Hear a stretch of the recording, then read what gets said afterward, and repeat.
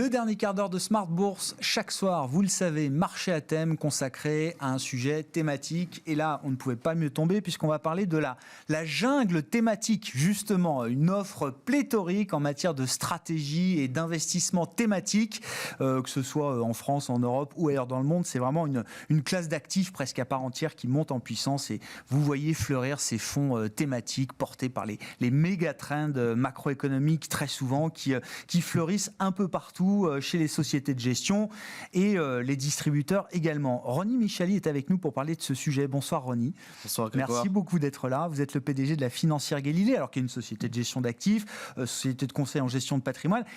Et vous proposez aussi également un certain nombre d'outils d'aide à la décision, de sélection de fonds pour les CGP et les family office pour les aider justement à faire le tri parmi tous les fonds qui sont proposés. Vous êtes également, je le précise, professeur de finance à l'ESCP. Pourquoi je dis la jungle thématique ? Enfin, c'est un sujet qui m'a été inspiré par vous, parce que vous êtes parti d'un constat justement dans les outils que vous développez à destination des CGP, des family office. Vous avez assez vite identifié que justement ces conseillers en gestion de patrimoine savaient plutôt bien naviguer dans les fonds actions classiques, fonds actions européennes, fonds actions américaines, là il n'y a pas de problème. Quand il s'agit des fonds thématiques et des stratégies thématiques, c'est plus compliqué. Oui, c'est clair. Je veux dire, ils nous le disent, on gère de plus en plus, nous, de fonds dédiés, que ce soit des fonds dédiés dans l'assurance vie ou des OPCVM dédiés, en fait, pour les conseillers en investissement financier, pour les CGP, les family office. Et ils nous le disent clairement, on n'a pas trop de mal à savoir que les marchés européens sont survalorisés ou sous-valorisés, ou pareil pour les US. L'Asie, c'est encore un petit peu parfois lointain. Lointain, exactement. Mais alors, quand on arrive sur le sujet des thématiques, sur la cybersécurité, par exemple, ou sur le vieillissement de la population, voilà, ils ont du mal parce qu'ils sont pas outillés pour ça. C'est normal, c'est pas leur métier à la base. Et donc, ils ont deux problématiques principales. La première, c'est effectivement de suivre les valorisations de ces thématiques. Et l'autre, c'est de choisir les bons fonds thématiques, identifier le gisement de fonds, le peer group, on va dire, des fonds thématiques, de la catégorie en question, et pouvoir vraiment les sélectionner avec un process de sélection. Et donc ça, c'est leurs deux principaux problèmes. Et évidemment, ils doivent éviter le thématique washing. C'est ce que j'appelle. Voilà, vous connaissiez le. Alors, jamais entendu. C'est la première fois qu'on l'entend. Ce sera ici dans Smart Bourse avec vous. Exactement. Il y a du thématique washing. Bon, on pourrait presque en faire un hashtag. Mais c'est vrai que comme il y a du greenwashing, vous connaissez bien, eh bien, il y a du thématique washing. Effectivement, moi, j'ai déjà vu un fonds, par exemple, qui se disait sur l'économie Silver Age, vous savez, l'économie du vieillissement de la population. Qui est un des grands méga-trends identifiés par tout le monde. Voilà, là-dessus, il y a pas un consensus absolu. Exactement, voilà, tout à fait. Et en fait, ils investissaient dans Visa, dans Google. Alors voilà, je dis pas que nos grands-mères n'utilisent pas Google pour faire leurs recherches, etc. Mais enfin bon, c'est quand même pas leur principale source d'information, quoi. Donc nous, ce qu'on a fait, c'est qu'on a créé le codex des thématiques, ce qu'on appelle chez nous le codex des thématiques, qui est un outil de recherche qui va nous permettre d'identifier en fait les tendances d'avenir sur les perspectives économiques et sur les marchés.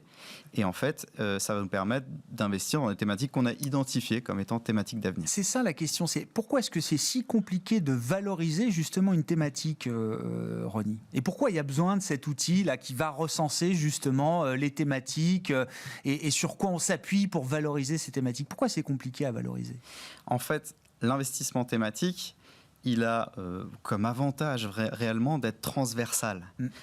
Contrairement à l'investissement sectoriel, l'investissement thématique, il est vraiment cœur de portefeuille, alors que l'investissement sectoriel, lui, il est plutôt satellite. Je veux dire, il y a une confusion entre les deux ? Oui, il y a une confusion entre les deux, et c'est vraiment ça qu'il faut mettre au clair, c'est-à-dire que l'investissement thématique, il est par essence transversal. Si je prends la thématique du vieillissement de la population, puisqu'on en parlait juste avant, dans le vieillissement de la population, vous avez le troisième âge, vous avez le quatrième âge, l'économie qui est liée à chaque fois, c'est pas les mêmes besoins. Le troisième âge, c'est plutôt tourisme, loisirs, bricolage, c'est les gens qui profitent de leur retraite. Et le quatrième âge, c'est plutôt tout ce qui est économie de la dépendance, les maisons de retraite, la pharmacie, médicaments, les traitements, la parapharmacie aussi, voilà, tout ce qui est prothèse auditive dans la santé, enfin voilà, ce genre de choses qui finalement en fait fait de la thématique une thématique transversale, cœur de portefeuille. Et ce qu'il faut faire, c'est identifier les fonds qui finalement ont des valeurs de croissance séculaire, en fait, des valeurs qui vont avoir un avantage concurrentiel mesurable et durable dans le temps et qui vont profiter en fait de l'essor du marché sur lequel ils sont, de la thématique qu'on a identifiée comme étant une thématique d'avenir, pour produire finalement des rendements. C'est intéressant hein, parce que alors, je discute souvent de gestion thématique avec Thematics Asset Management, qui est un des pure players de la place, affilié Natixis, et alors, qui constate exactement ce que vous dites, c'est-à-dire que de plus en plus de leurs clients, alors qu'il y a quelques années encore, quand la gestion thématique est apparue, on va dire devenue à la mode, c'était de la diversification. Et de plus en plus, ils le disent, mais sur des clients internationaux. Hein. En Asie, c'est très vrai. Au Japon, je crois. Aujourd'hui, de plus en plus en Europe. Demain, peut-être aux États-Unis. C'est de la gestion, c'est du fonds de portefeuille, comme vous dites. Exactement. Il y a des clients qui n'ont plus que ça en fonds de portefeuille aujourd'hui. Exactement. Et on peut créer une allocation monde, finalement, qu'avec des thématiques. Et ça nous permet, finalement, d'investir sur réellement ce que l'on souhaite avoir en portefeuille, plutôt que de faire du saupoudrage avec un petit peu d'Europe, un petit peu d'Asie, un petit peu de Japon, un petit peu d'US, de parsemer finalement, de disséminer un peu les sources de rendement, les moteurs de performance, aussi de disséminer les risques. Hein, ça permet bien aussi sûr, mais ça change complètement l'approche d'allocation qu'on peut avoir pour un portefeuille action. Hein. Bah, tout à fait, c'est très américain. Et finalement, nous, on en ressent dans les performances que finalement, ça nous aide à aller réellement vers les secteurs, certes, mais surtout l'approche du marché que l'on souhaite avoir en portefeuille. Et alors justement, c'est quoi les quelques, vous en avez donné quelques-unes, mais les caractéristiques clés qui font que c'est une bonne stratégie thématique? Vous dites déjà, le premier point, c'est pas une stratégie sectorielle. Oui, premier point, voilà, c'est pas un gérant qui va vouloir tilter la performance de son portefeuille en rajoutant un secteur sur lequel il a une conviction qui est plus forte que les autres. Les financières, c'est pas une thématique. Voilà, les financières, c'est pas une thématique. Les mid-cap allemandes, c'est pas une thématique. C'est un pan de marché, c'est un pan de la côte. Mais non, une thématique. Donc nous, on a 6 piliers thématiques. Hein, je vais peut-être vous donner l'exemple de cette façon-là. On a la révolution digitale et robotique, par exemple. À l'intérieur de ce pilier thématique, on a la digitalisation, la numérisation, la cybersécurité, l'intelligence artificielle, évidemment tout ce qui est cloud computing, etc. Voilà, ça c'est vraiment des thématiques larges. Et j'ai par exemple les évolutions démographiques dans le codex des thématiques. Voilà, évolution démographique, c'est le vieillissement de la population, les villes intelligentes, l'urbanisation, la multimodalité, voilà des thématiques qui sont larges. C'est pas le secteur des autos ou le secteur de l'industrie ou voilà. Donc vous avez ce codex des thématiques, comme vous dites, et puis après vous avez alors l'outil de sélection de fonds dont on avait parlé avec vous, je crois, mais qui prend le relais et qui permet, j'imagine, d'aller sélectionner les bons fonds adaptés pour les thématiques qu'on a choisies. C'est ça, Ronny? C'est ça exactement. En fait, le codex des thématiques, il va faire quatre étapes consécutives. Donc on va faire un focus sur les fondamentaux de la thématique. Ensuite, on fait une étude chiffrée pour voir si la thématique est porteuse ou pas.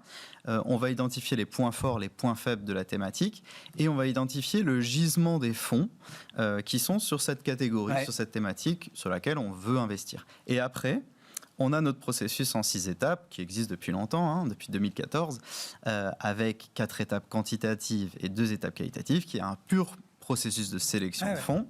Et on va par ce biais-là, en fait, sélectionner les fonds dans la catégorie, dans la thématique qu'on a sélectionnée. Bon, s'il ne fallait en choisir qu'une, Ronnie, de thématique. Oui. Parmi toutes celles qui existent, il y en a qui sont peut-être déjà un peu tarte à la crème, d'une certaine manière, un peu trop chères, j'en sais rien, s'il fallait en choisir une. Là. Effectivement. Alors qu'elle soit chère ou pas chère, je pense qu'elle est porteuse. Ouais. C'est la thématique de la cybersécurité. J'apprécie vraiment cette thématique. Pourquoi ? Parce que clairement, d'une part, c'est une thématique d'actualité. C'est pas tout de mettre les gens en télétravail. Il faut les mettre en télétravail, mais avec un cloud sécurisé, avec des accès sécurisés. On a de plus en plus d'attaques informatiques qui sont de plus en plus complexes, qui viennent de plus en plus de pays différents.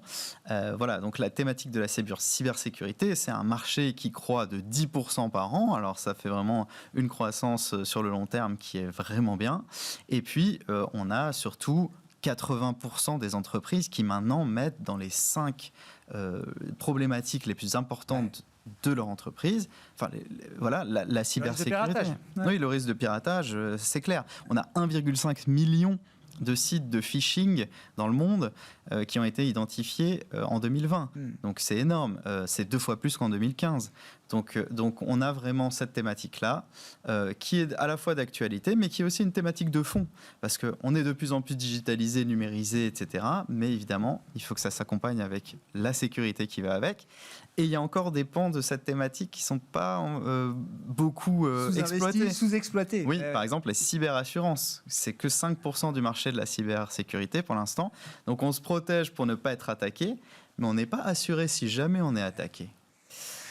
Donc un thème beaucoup plus large et beaucoup plus profond que ce qu'on peut imaginer. C'est pas juste l'antivirus ou les sociétés spécialisées, ça va déjà beaucoup plus loin que Exactement, plus loin que ça. Ouais. Exactement. Alors effectivement, 70% des brèches informatiques, ça vient des endpoints, donc les PC, les tablettes, les smartphones qui sont connectés au réseau de l'entreprise, et on va protéger effectivement ces endpoints-là, 25% du marché. Mais les cyberassurances, que 5% pour l'instant.